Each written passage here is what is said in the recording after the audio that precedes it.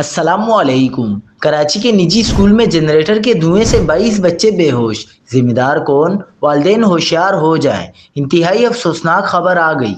کیا آپ حالات حاضرہ سے آگاہی حاصل کرنا چاہتے ہیں؟ خبر کے پیچھے چھپے اصل حقائق جاننا چاہتے ہیں تو ابھی سبسکرائب کیجئے جلمل پاکستان کو اور ساتھ ہی گھنٹی کے نشان پر کلک کر دیں۔ آپ کو بتاتے چلیں کہ کراچی کے علاقے ہجرت کالونی سیکٹر 2 میں واقع نجی اسکول میں 22 بچوں کی حالت غیر ہو گئی۔ اسکول میں جنریٹر کے دھوئیں سے بچوں کی طبیعت خراب ہوئی۔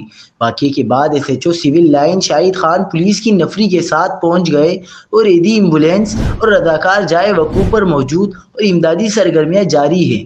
ریسکیو اداروں کا کہنا ہے کہ جنریٹر اسکول کی سیڑھیوں پر رکھا ہوا تھا، جس کی وجہ سے اسکول میں دھواں بھرا۔ بچوں کو اسکول سے باہر نکال کر طبی امداد کے لیے اسپتال روانہ کر دیا ہے، جہاں بچوں کی حالت خطرے سے باہر ہے۔ ڈائریکٹوریٹ آف پرائیویٹ انسٹیٹیوشنز نے واقعے کا نوٹس لے لیا۔ ڈائریکٹوریٹ کی ٹیم اسکول کے معائنے کے لیے پہنچ گئی ہے۔